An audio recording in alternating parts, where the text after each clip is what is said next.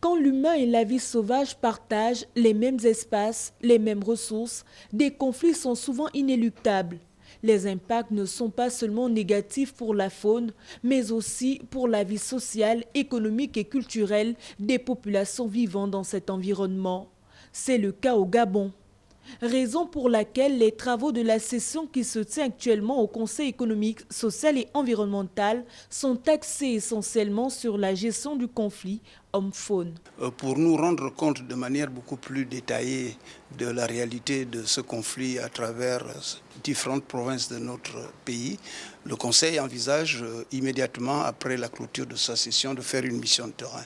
Et nous avons sollicité l'appui du chef du gouvernement pour nous aider à réaliser cette mission qui peut d'ailleurs être combinée avec la mission de recueil des attentes légitimes des populations. Dans cette optique, René Ndemezo-Obiang, le président de cette institution, est venu faire connaître au Premier ministre Julien Kogue-Bekale les principaux acteurs de ces réflexions menées au sein du CSE, mais aussi aborder la question relative à l'organisation des 60 ans d'existence de la plus vieille institution du pays. Nous avions posé en son temps le problème de l'organisation de ce 60e anniversaire et le chef de l'État avait trouvé qu'il était judicieux que le gouvernement nous aide à le réaliser parfaitement. Rappelons que cette rencontre était empreinte de solennité, vu que c'est la première fois que le bureau du Conseil économique, social et environnemental se rend chez le chef du gouvernement depuis sa nomination à la tête de l'équipe gouvernementale.